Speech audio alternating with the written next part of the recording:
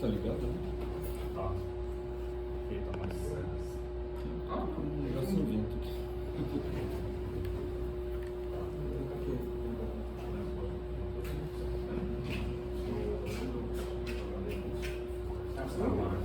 Do you want me to sit down while you do that?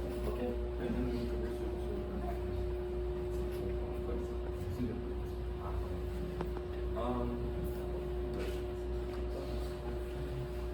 Good morning to everyone. Thank you all for being here today. I'm a chair member of and we are very happy to Ross' presentation and can we start?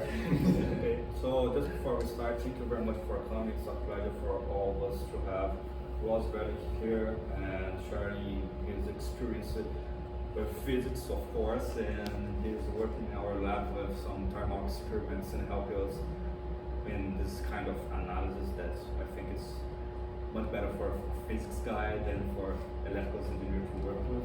But for today, he is carrying this presentation that involves physics and, of course, a kind of electronics and engineer behind all measures that he has conducted during his Capstone project in USA. So, Ross, please come on board, and if you can, just give us a little bit of your background, who you are, where you came from, okay?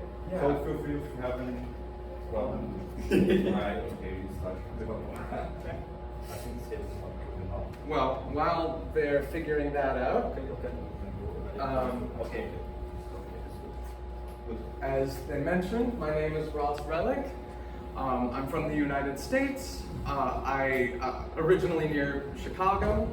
I have graduated just this past May in physics and in music, but physics.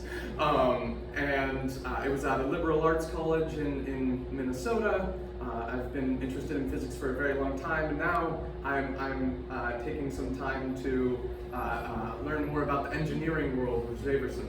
So yeah, that's kind of my background, and today I have the pleasure of talking to you all about the Capstone project that I did for my undergraduate physics degree, which was measuring the pulse duration of a femtosecond laser using intensity autocorrelation, which I promise you will understand all of those words by the end of this talk.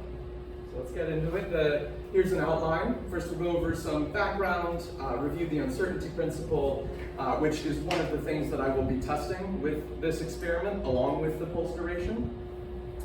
Then we'll go over why we should care about ultra-short laser pulses, what they're used for, and what autocorrelation even is.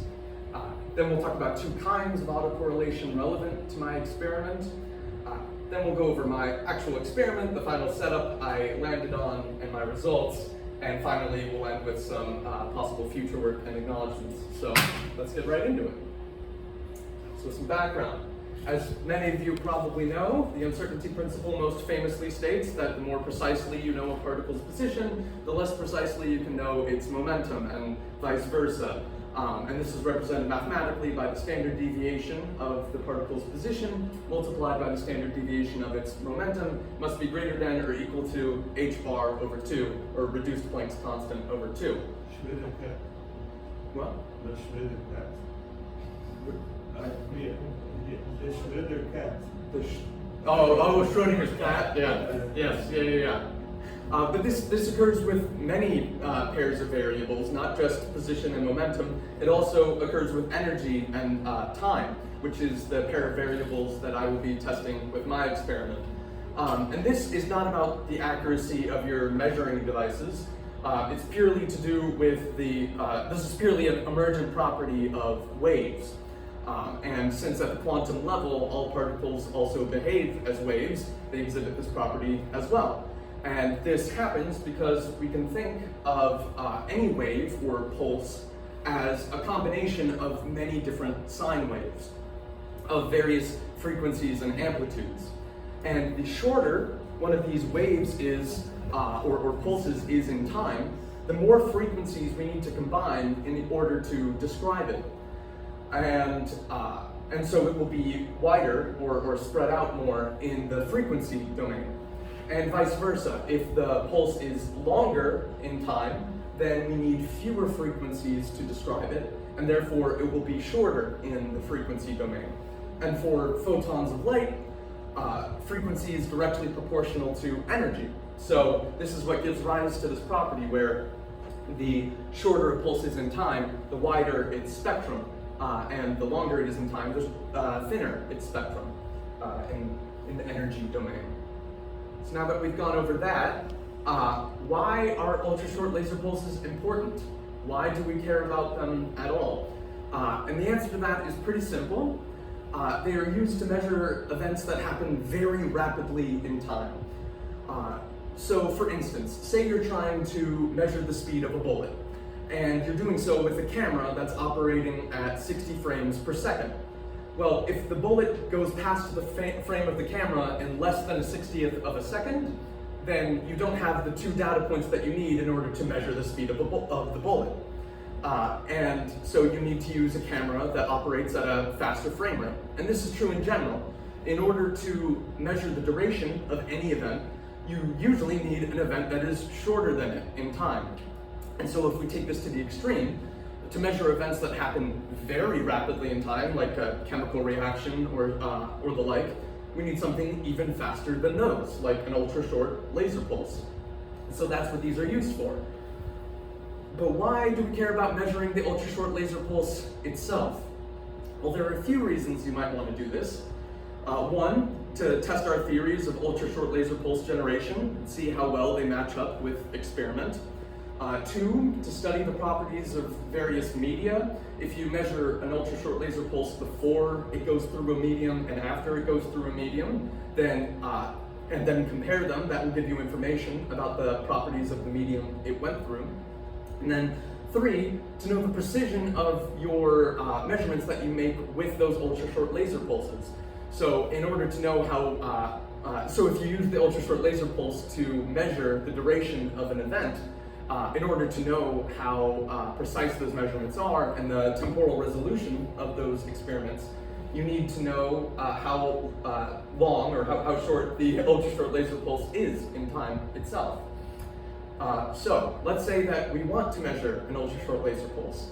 How do we do that? And that's not a trivial question because, as I mentioned before, usually in order to measure the duration of an event, we need an event that is shorter than it. But these ultra-short laser pulses are the fastest technological events that humans have ever created, so there is nothing shorter than them. You may think, well, why can't we just put a power meter in front of it, right? Because then when the pulse isn't there, it won't produce a voltage, and when the pulse is there, it will produce a voltage. So however long it produces a voltage is the duration of the pulse. But the problem with that is that the rise and fall times of these detectors are on the order of nanoseconds, so 10 to the minus 9 seconds. But the pulses that we're trying to measure are on the order of femtoseconds, so 10 to the minus 15 seconds. So the processes within these detectors are just infinitely slow compared to the pulses that we're trying to measure. So we can't just use a power meter.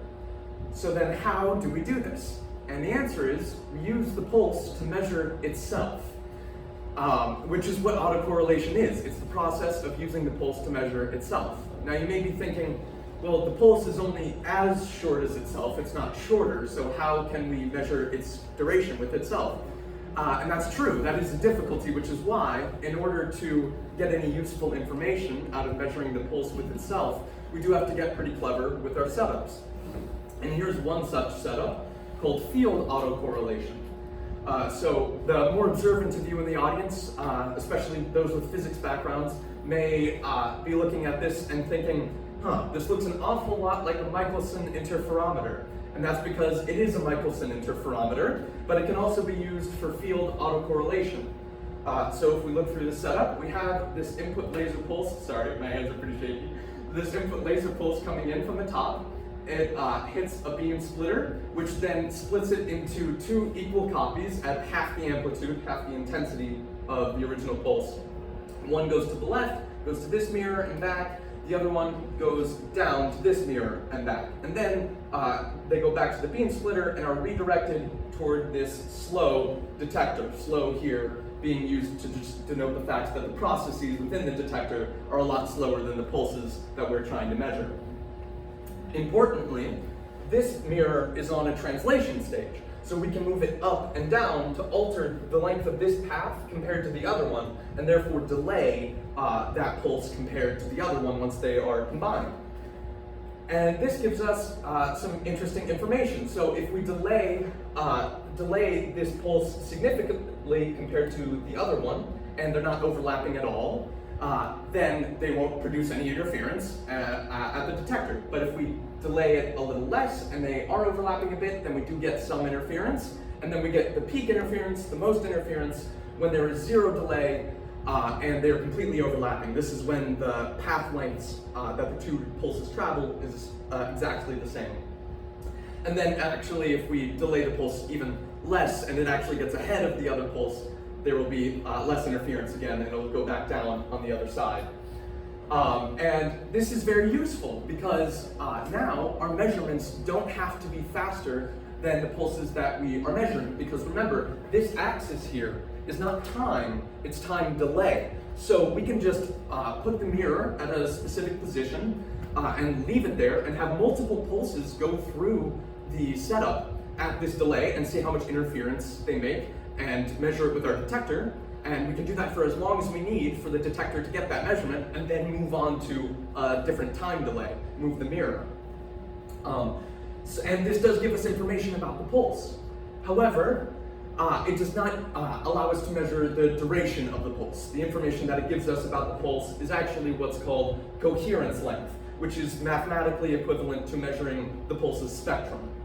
To prove that this measurement is not actually related to the pulse duration, we can think about, instead of putting a laser pulse through the setup, putting white light through the setup. So with white light, the pulse is continuous. It's essentially infinite compared to the laser pulses. And the electric field is very chaotic, but the beam splitter will still create an exact copy of this very chaotic electric field, and we can delay it compared to the other one.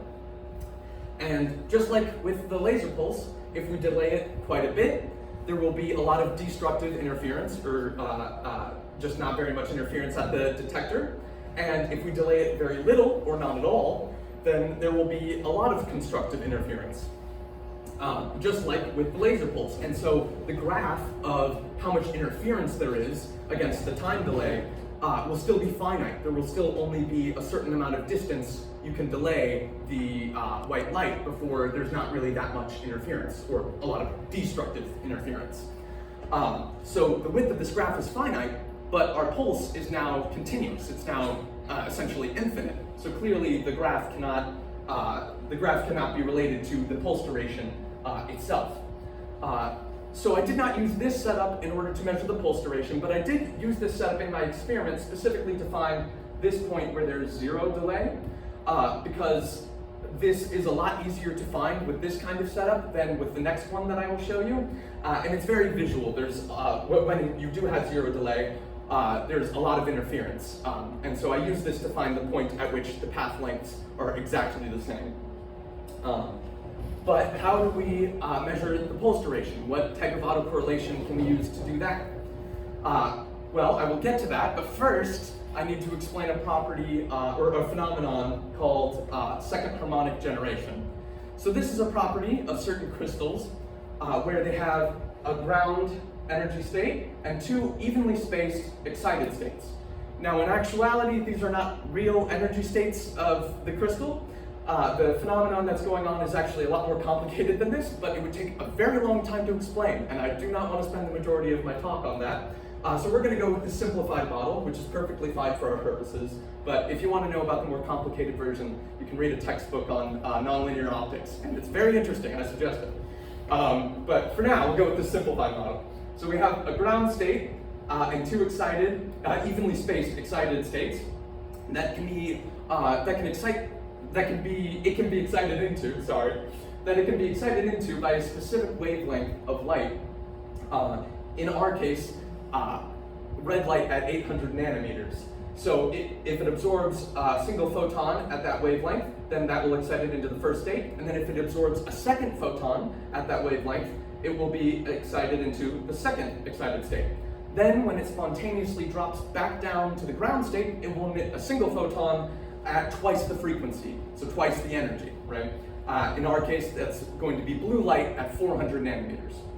So if we imagine shooting a laser beam into a crystal like this, let's just ignore this bottom one for a minute here, and just think about this laser beam.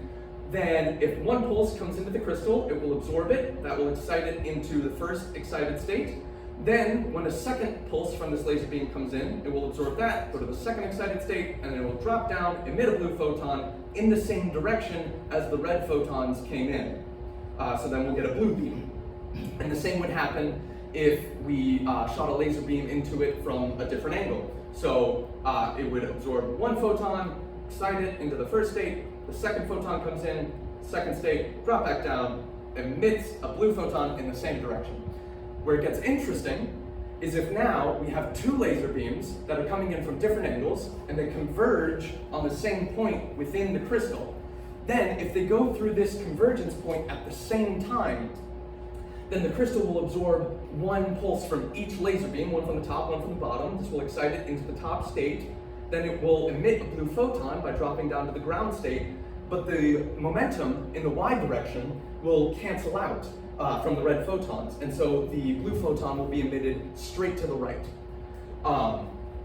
And usually, I should say, most of the red light is actually not converted into blue light in actuality, so it's usually quite useful to put a blue light filter here to filter out any excess red light.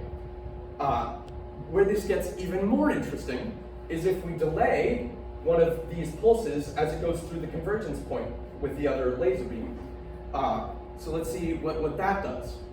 So if we delay one of the pulses going through the convergence point a lot, to the point where it's not even going through the point at the same time, then obviously there will be no third blue beam, or I guess the intensity of the third blue beam will be 0. And they'll just go on to create their own blue beams. They'll just pass each other. If we delay it a little less, and they do go through at almost the same time, they overlap a little bit, then there will be a third blue beam with a low intensity. And that intensity right here will be proportional to the area of the overlap between the two pulses, or the overlap of their intensity profiles. And then if we delay it even less to the point where they go through at the exact same time, they're overlapping entirely, and we'll get the peak intensity of the third blue beam. And then if we delay it less, where it's even ahead of it, it'll go back down on the other side. And actually, symmetrically so. So this graph of the intensity of the third blue beam against the time delay will always be symmetric. Because if you think about it, if we have the pulse here delayed by a certain amount of time delay, then that will have the same amount of overlap with this pulse as if it were ahead by that same amount, because these two pulses are identical, or they will be, once I explain the setup more. And so it's just the same as if it was shifted over by that same amount of time delay. And this is true even if the intensity profiles of the pulses are not symmetric at all. Even if they're very weird, since they are the same, they will have the same amount of overlap here. So this, again, like the previous setup, does allow us to have the measurements be a lot slower than the pulses that we're trying to measure. So that's very good, because remember, this is time delay, not time. And now, what's even better about this setup is that this graph here is related to the pulse duration, so we can use it to measure the pulse duration. The width of this graph is not the pulse duration itself, but it is related to the pulse duration by constant. And that constant is purely dependent on the shape of the pulses that we are trying to measure. Luckily for us, due to theoretical models of ultra-short laser pulse generation, we have good reason to believe that the shape of the pulses that we're trying to measure is going to be hyperbolic secant squared, which I know is not a shape that is very common to know off the top of your head, but if you're trying to imagine it in your head, it basically just looks very close to a Gaussian distribution, or relatively similar to these pulses here. But since we know what the shape of our pulses should be, that means we know the constant to multiply by, and therefore we can use this graph to measure the pulse duration. So that's exactly what I did. Yeah. Here's what one of these setups looks like. It looks pretty complicated, but I promise you it's not as complicated as it looks. Just a few more steps than the previous one. So again, we have this input pulse coming in here. It hits the beam splitter. Then both halves are redirected with some mirrors to be moving parallel to each other. So now they are traveling parallel to each other. And just like before, we have some mirrors here that are on a translation stage, so we can move them up and down and therefore alter the length of this path compared to the other one, and delay this pulse compared to the other one. Okay, so now they're traveling parallel to each other, and we focus them with a lens onto the same point in a second harmonic generation crystal. Then it produces the 3 blue beams like I talked about, and usually it's not shown in this diagram, but usually we have a blue light filter here to filter out the excess red light, and then also an iris right here which blocks the outer beams that we don't care about and just lets the 3rd blue beam through to the slow detector. Because that's the one that's going to be doing all the cool stuff, all the important math for our measurement. So that's what one of these setups looks like, and here's what that last part, this part, looks like in my setup, the actual setup. So here's the apparatus that is holding the second harmonic generation crystal here at the end. Here's the blue light filter, and then with the help of some paper here, this is not normally in the setup, we can see the 3 blue beams that are produced. And then there's an iris back here that blocks out these outer 2 beams and just lets the 3rd blue beam pass into this photodetector. So that's what it looks like in my experiment. Now, one last thing that is important to note is that when setting up an experiment like this, it's very important to consider dispersion. So glass and materials like glass have the property that the refractive index is dependent on frequency, which means that the higher frequencies within the laser pulse, because remember, these laser pulses are made up of many different frequencies, the higher frequencies go through the glass slower than the lower frequencies do. And so once it comes back out on the other side, the higher frequencies will have lagged behind, and this will spread out the pulse. And as you can imagine, if we're trying to measure the duration of the pulse, we want to avoid that. So this results in 3 different things. 1, we want the pulse to go through as little glass as possible throughout the experiment. 2, the second harmonic generation crystal actually does this as well, so we want it to be as thin as possible as well. And then 3, if one pulse does have to go through go through a certain amount of glass, then we want to make sure that the other pulse also goes through that same amount of glass, because if it doesn't, then when they are recombined at the crystal, they will be different sizes. One will be longer than the other, and that will mess up with our measurements. So we want to make sure they go through the same amount of glass if they have to go through glass at all.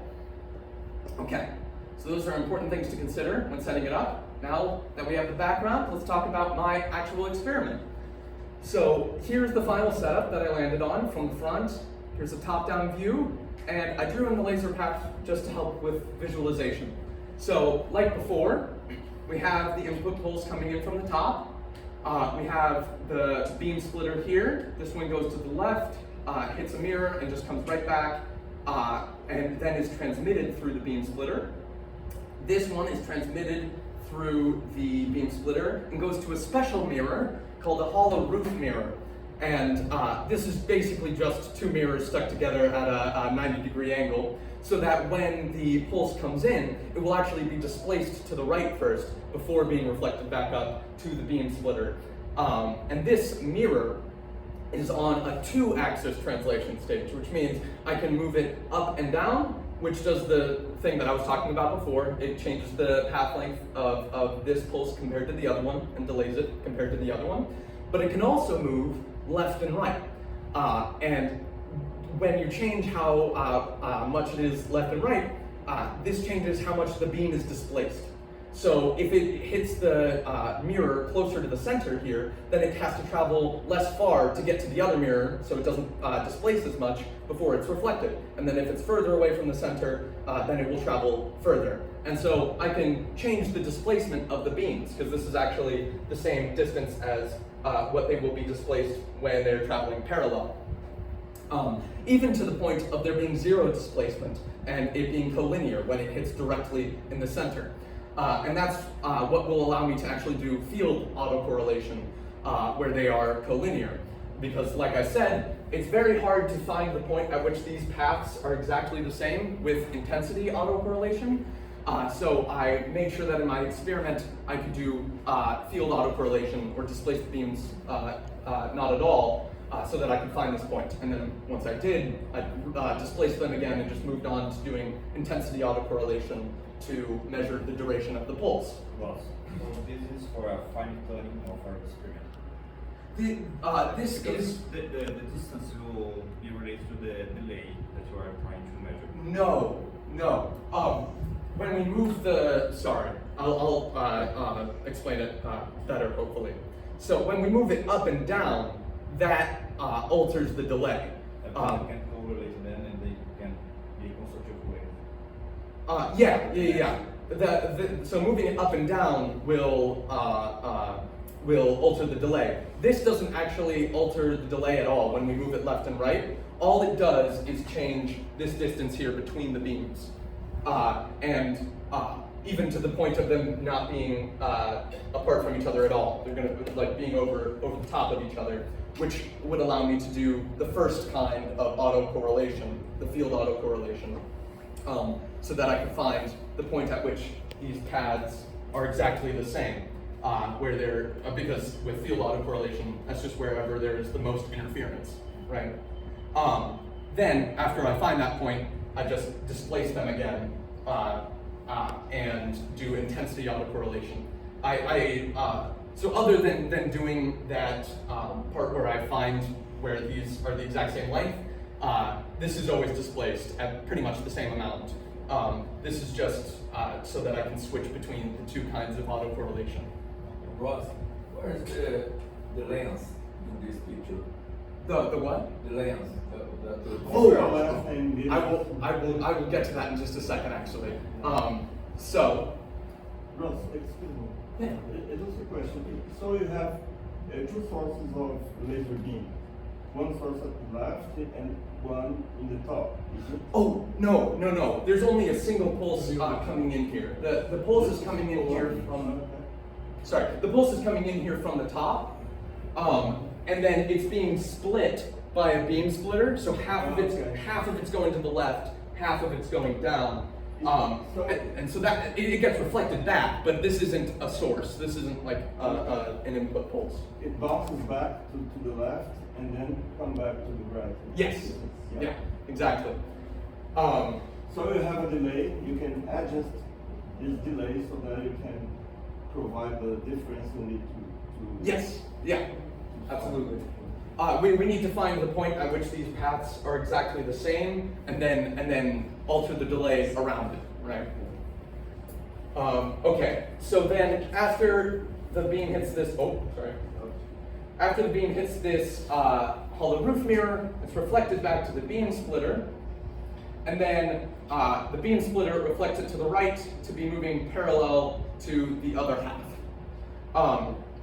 Now, actually, the beam splitter does like split it again, so half of this beam that's returning does continue upward, but we don't care about that, so I didn't draw it in there. And actually, same goes for the one that goes here to the left and then back. Half of it's transmitted, but actually half of it goes back the way it came. We just don't care about that part. Okay, so now we have these two beams that are moving parallel. and then they hit what is called a parabolic mirror, which in this experiment is performing the same function as a lens, but with some important differences. So, like a lens, a parabolic mirror does focus the beams onto the same point. It just reflects them at a 90-degree angle first. But unlike a lens, it doesn't have to go through any glass. So I wanted to minimize dispersion, as I mentioned before, and so I opted to do this instead of having it go through a lens, because when it goes through a lens, it goes through glass, and when it is focused by a parabolic mirror, it doesn't. So I opted for this. It's just reflected at a 90-degree angle and focused. And also, I should say, if we think about it carefully, we do have to be careful about this, because one of these paths does go through through more glass in the beam splitter than the other path.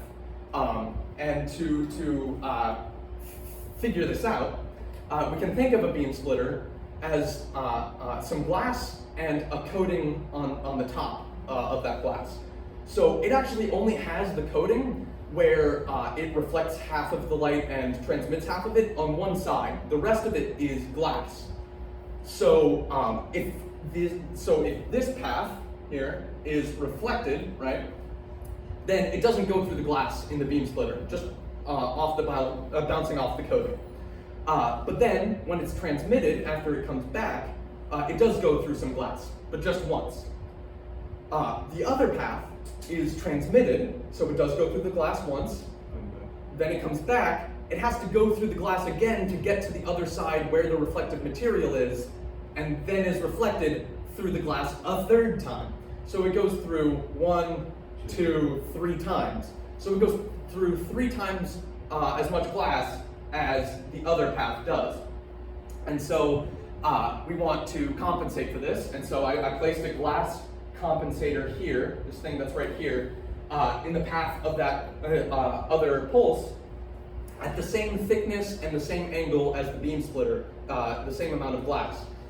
So it will go through it twice, once on the way there, once on the way back, and that will make up for the amount of glass that the other path goes through. So now they are undergoing the same amount of dispersion. So that's good, but that also means they're undergoing dispersion, which is not good. We want to avoid that. So luckily, there is a way to compensate for this within the laser itself. So if you can see here up at the top, there is a black box, a mysterious black box, that has the laser in it, and it just comes out of this hole right here in the black box to come into the setup. But just before it comes out of that hole in the black box, it bounces between these 2 special mirrors that are called negative dispersion mirrors, which, as you can imagine, does the exact opposite of what materials like glass do. So when the pulse bounces off of them, it reflects in such a way that the higher frequencies end up ahead of the lower frequencies, as opposed to behind, right? And the more times it bounces between these mirrors, the further ahead the higher frequencies end up ahead of the lower frequencies. And so once it goes through the dispersion in the experiment, instead of the higher frequencies being lagging behind the lower frequencies when they go through the glass just kind of pulls the higher frequencies back to where the lower frequencies are. It kind of squishes the pulse back to its original duration. And so we can alter the number of times that the laser bounces between these mirrors before it comes out to try to correct for however much dispersion there is in the experiment. And so great, dispersion problem solved. So now they're theoretically not undergoing any dispersion, right? And we have them now focused onto the same point. We put a second harmonic generation crystal at that point. It creates the three blue beams that I talked about. We filter it, we place an iris to block the outer beams, and just let the third blue beam pass into the detector. So great. That's the end of the laser path in the setup. For the sake of precision, there are 2 parts of this experiment that are computerized. So First, this translation stage is motorized in the vertical direction. So the direction that controls the time delay is actually controlled by a motor, and the position and speed of that motor can be controlled by a computer, so that you can do it a lot more precisely and slowly and steadily than if you were to do it by hand. And trust me, in the original setup, I did have to do it by hand, and it was a lot harder to get clean data. So I changed it so that it could be done by a computer. A lot better. Then also, the voltage from this detector is sent over via this wire to a digital oscilloscope that gives us a graph of the voltage, and then that data and that graph can be sent over to a computer to be analyzed. So that is my experiment. Now you understand everything that I did. Let's look at my results. So this graph is actually an average of 10 sets of data. So the motorized translation stage swept through this amount of time delay 10 times, and I averaged it out to try to get rid of some noise.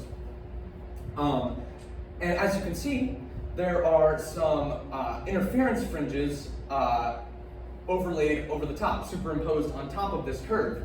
And this is very useful because these are from the red light interfering when they go through the same point in the crystal. And so this is red light interference. And the distance between these fringes is constant, and it's purely dependent on the wavelength of the light.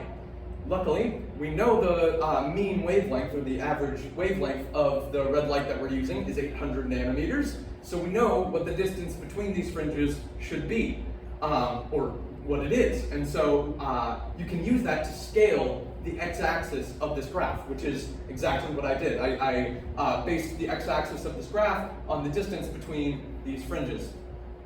Okay, now I fit the curve with the curve that we would expect if the pulses were of the shape hyperbolic secant squared, as I mentioned before, and it gave me this. This is the same data, I just used a different software, so it looks different. But so here's the curve fit, and as you can see, it fits the data very well, especially considering that it would fit it even better if we didn't have these interference fringes superimposed on top. So it seems like our prediction of the shape of the pulse was a good one. And so now we need to find the width of the graph. But how do we define that? How do we define the width of a curve like this? Well, the most standard way to do that is what's called full width at half maximum, which just means that when we look at the peak voltage here, when we get to half of that voltage, what is the full width of the curve? And for this curve, that is 20 femtoseconds. So great, we have the width of our intensity autocorrelation graph. But remember, we're not quite at the pulse duration yet. We have to multiply by a constant first. For pulses that are of the shape hyperbolic secant squared, that constant is around 0.6. You can just look it up in a table, which I did. And so we can multiply the full width at half maximum of the intensity autocorrelation graph by about 0.6, and that gives us the full width at half maximum of the pulse in time, or the pulse duration, which is 12.9 femtoseconds. Yay, we did it. But remember, this is not the only thing that I wanted to do with this experiment. I also wanted to test the uncertainty principle. So, for the uncertainty principle, we need the standard deviation of the pulse in time instead of the full width at half maximum. Luckily, again, this is just related by constant, and it's just based off of the shape of the curve. And so I calculated that constant, turns out to be about 0.5. So we multiply the full width at half maximum by about 0.5, and we get that the standard deviation of the pulse in time is 6.6 femtoseconds. Now, we just need the standard deviation in energy domain. So I just took a standard spectrometer that I found in the lab, measured the spectrum of the laser, fit it with a Gaussian distribution, and found the standard deviation of that distribution. And it turned out to be 1.15 times 10 to the negative 20 joules. So we have the standard deviation in time. We have the standard deviation of the energy. We multiply them together, and we get 0.72 h bar, which is greater than, but very close to, theoretical limit of 0.5 h bar, which I was very happy to see when I first calculated this. And hey, the uncertainty principle still works. That's great. So now we've done it. We've measured the pulse duration and tested the uncertainty principle, and we are done with my experiment. So now let's talk about some possible future work. First thing that comes to my mind is that I would like to improve the computerization of this experiment. There were a lot of problems with the digital oscilloscope and getting it to trigger at the right time, like at the range of time delay that I actually cared about. And so a lot of the data that I got was just background. So it would be nice to be able to optimize the settings on the digital oscilloscope to be able to focus in on the data that I care about and maybe even get more data points in that range, get more accurate data. Also, the motorized translation stage very often produced errors when scanning through the positions of the mirror that we cared about. And the digital oscilloscope can only average consecutive sets of data, so like multiple sets of data in a row. So if the motorized translation stage produces an error when scanning through that, you have to start all over again if you want to average out multiple sets of data. So initially, I was trying to do a lot larger number of sets of data to average out, to even reduce the noise even further.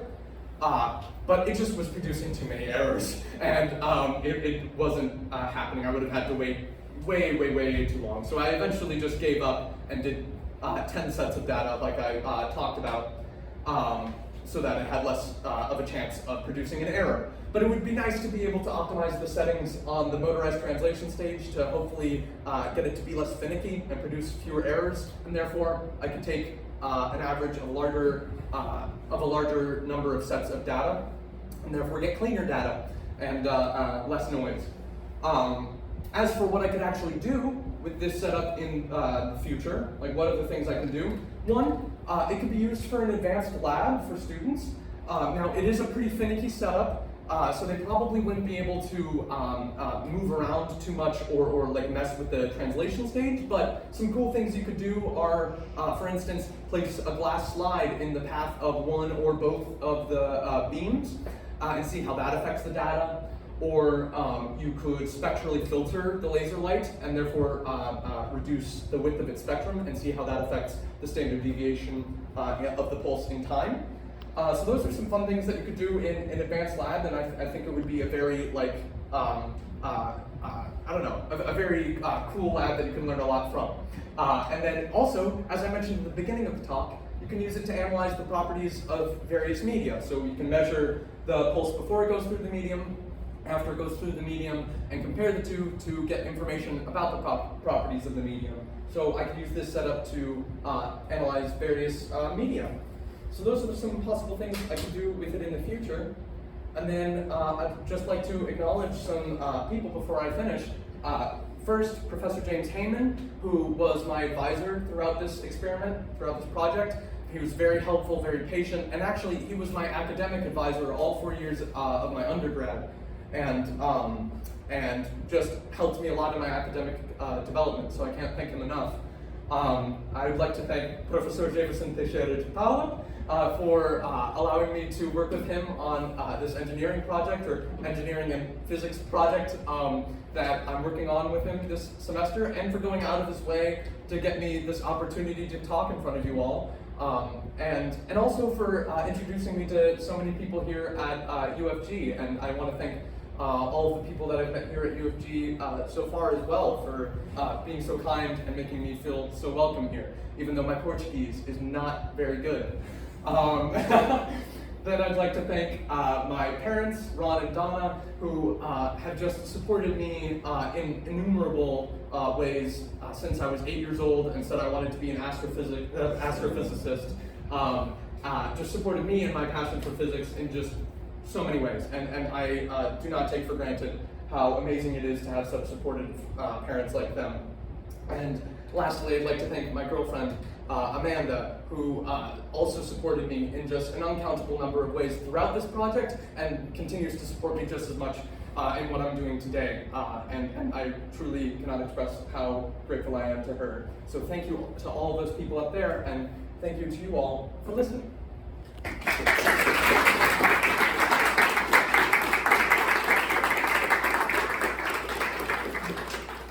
you all for your presentation. So I think now we can open for questions if you have some questions. Maybe I think the physics engineers students they have some questions because some of them I think they deal with this kind of test rig. I think Rafaela, did you get in touch with this kind of thing? I think with Professor Laudo, but I think that in your case it's for the properties of the materials using light. Se você quiser falar em português, a gente não tá traduzindo. My English is not bad, I'll try. Okay. Have you used neodymium casting laser? Are you asking what laser I used? Yeah. It's a titanium sapphire laser. I did learn about the internals of how the laser works itself, and there is a diagram. I don't have it at the ready though, but yeah, it's titanium sapphire laser, and the power is like a quarter of a watt. Okay, and which crystal have you used? Oh, beta barium oxide. I didn't specify it in this, but yeah, beta barium oxide, and I believe it was 10 micrometers, if I'm remembering correctly. So very, very thin. Thank you for your presentation. It's so simple, and also it isn't, so that's amazing. I try to make it as simple as possible because, yeah, at its core, it's a pretty simple thing. And this is actually, I should mention, this is just like the first method, like some of the first methods that physicists came up with measuring, for measuring the pulse duration in like the 60s. And that's what I use because it's pretty much the most intuitive way of being able to measure this. Since then, there have been many other ways that people have figured out, and they are better, but they also are a lot more complicated and difficult to pull off. So I didn't do those. So this one comparatively is very simple. Yeah. I think it's so important to study the precision of the femtosecond laser because of new researches. For example, in laser-induced breakdown spectroscopy. Oh yeah. You can see the difference between using femtosecond laser and nanosecond laser. Yeah. And the results, the graphically, it's cleaner. Yeah. But it's not a big difference. But in another research like quantum dots or carbon dots, Yeah. we use the ablation process. Mhm. So it's so important the characterization of femtosecond laser. Yeah. Congratulations. Thanks.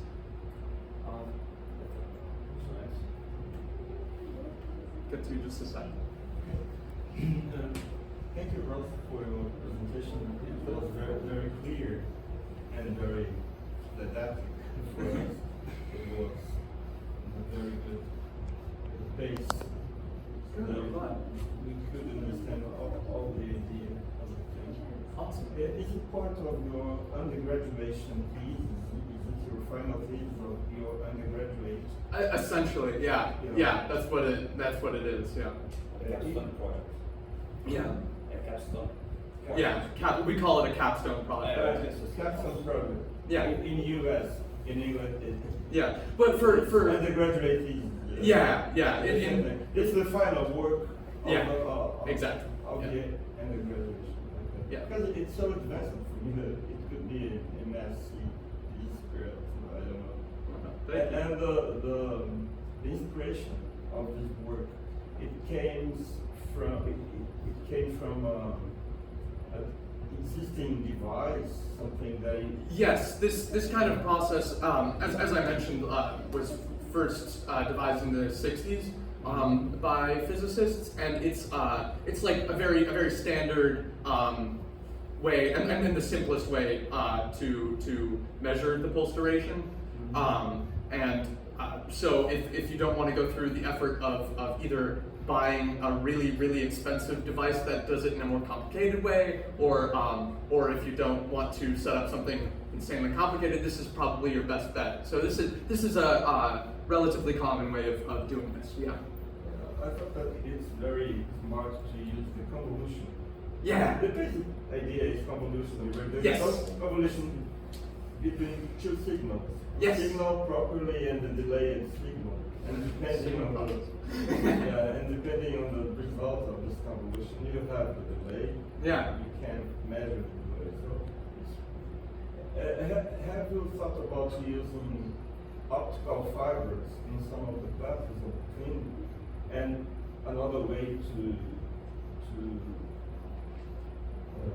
delay the signal in a special device. You mean like in the path of the laser? Yeah, in the path of the laser. You shoot a laser beam, and at the same source, you could transmit it by fiber optics, optical fiber, and in other path you could use some device to delay the same laser beam. I didn't personally think of that, but I'm sure that someone else has done that when they've done something similar to this. That sounds Because cool. of distance and interference of the environment, I don't know. Yeah. The air, interference of the air, of soil, wind, dust, things like this, I don't know, in the mirror perhaps. It's a more closed device and less prone to interferences. Yeah. Of course. Yeah. It's that a probably- different idea. Yeah. But- Well, it's an additional idea. It probably would make it better. Yeah. Idea, but preserve the core idea Yeah. of your work, that is the convolution of two signals, the delayed signal and Yeah. the original signal. Yeah. Very interesting. And here at our university, Federal Goiás, we've got a very, I think, important graduate program course in PhD and Master in Science in the Physics Institute. And there are people there that work with light and studying with light and light device. Yeah. If one day you would like to get to know these people there, it will be a pleasure to Yeah. go there with you, and perhaps, I don't know, Rafael, if she knows Pablo. Your advisor is Professor Paulo. I'd love to meet anyone like that. Yeah, and I think that there will be devices you can have a good playground over there for you. Yeah. We have our photonics group. Sorry, say again? Photonics group. We have Oh, cool. Very good. and biophotonics. Luísa Begão. What? É Luísa Begão, professor Luísa Begão. Oh, okay. Complementando aqui, porque o meu inglês não é muito bom, vou para traduzir. Se eu entendi muito bem, você pretende futuramente automatizar o processo do streaming, né, da lente, correto? Futuramente. Isso é a sugestão do trabalho final. Ah, sim, pois é. Não sei se você já conhece, mas justamente no grupo de fotônica que eu participo, a gente já tem um projeto já tecnológico voltado para isso. Eu te convido você a participar do nosso grupo de fotônica para estar conhecendo. O trabalho até mesmo foi até complicado no complexo do ano passado, no grupo de vídeo. Chama caracterização de phantom lasers, não estiver equivocado. Oh, I think that you didn't got. Eu entendi muitas palavras, mas não. Okay. Não o significado. Okay. He's asking you for maybe the guys in the photonic group because he's telling that you suggest to improve and popularize experiment to automatize this. Yeah. But he's telling us that they did it in the lab, in their lab. So Cool. it's vital to meet them and Yeah. know the experiment that they did. Very cool. Yeah, no, I would love to. I also could give the same lecture here, over there in physics. Yeah. I'd be willing to. I've prepared it. Yeah, Already. It's ready. Shall we Yes, yeah. Yes, sorry about my English, but I have to. I'm going to translate a question. question from my friend. Oh, yeah. He was asking how this experiment can help us in microcomputers, in microcomputers and microcontrollers.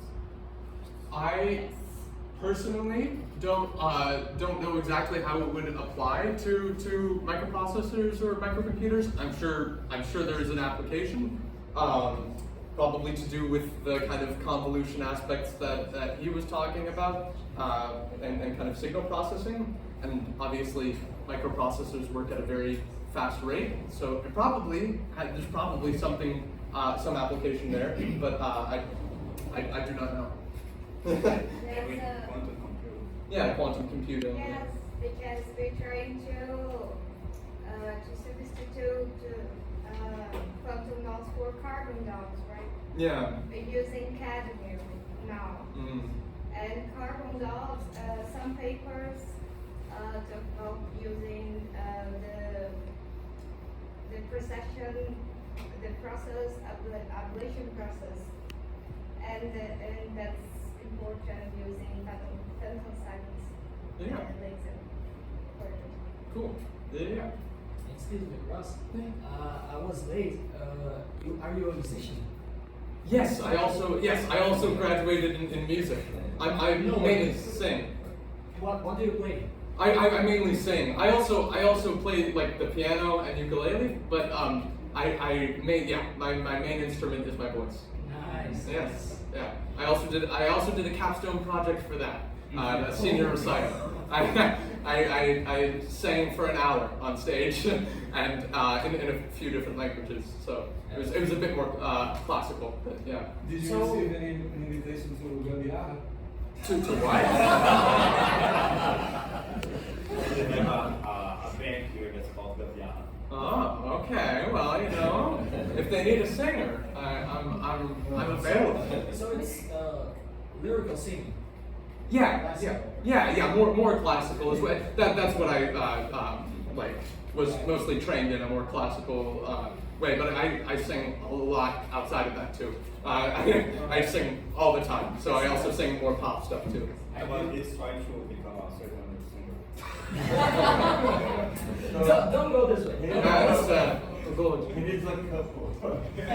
Jefferson and Ross. I'd like to invite you to prepare an abstract of this work and submit to Brazilian conference on electromagnetism. Oh, okay. We're promoting this conference. I also would like to invite all of the students here which work with optics, photonics, Physical engineering. engineering, physics engineering. Yeah. In Portuguese. What would be in English? Yeah, no, physics engineering. Yeah.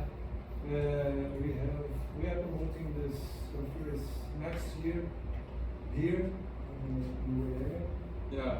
and I invite you and all the students here to submit your works. Soon, at the end of the month, I think we will put on the air the submission page, and Portuguese and English and Spanish works. Cool. Yeah, I do already have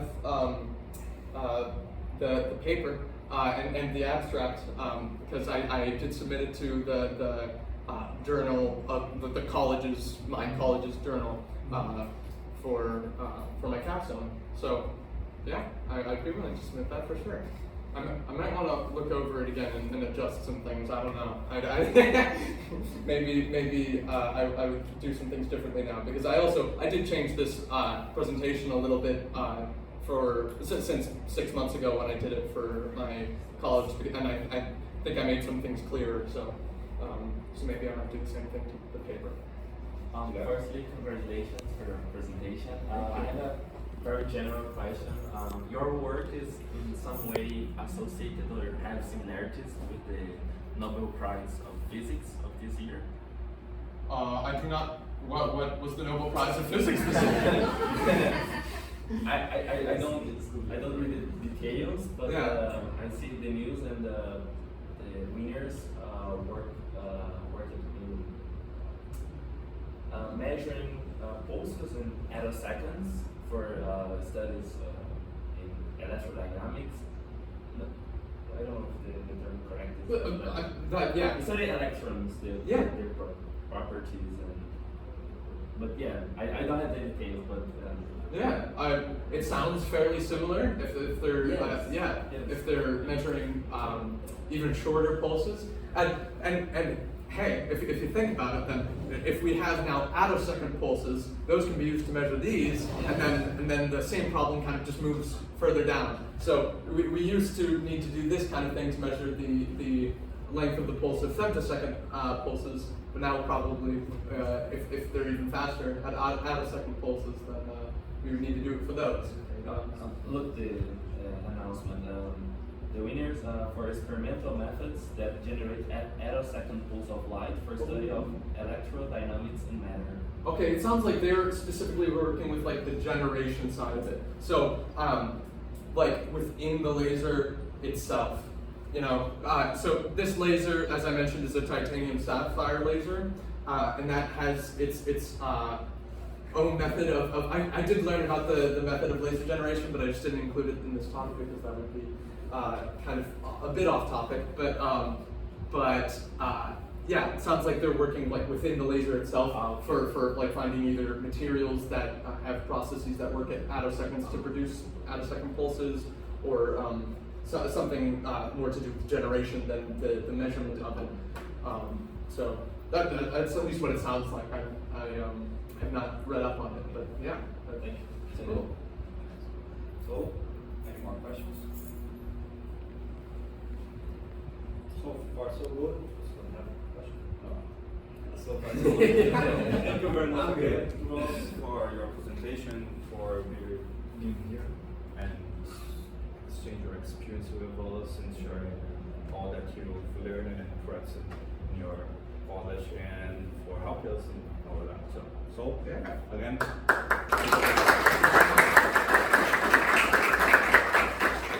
Pessoal, passar a lista de presença.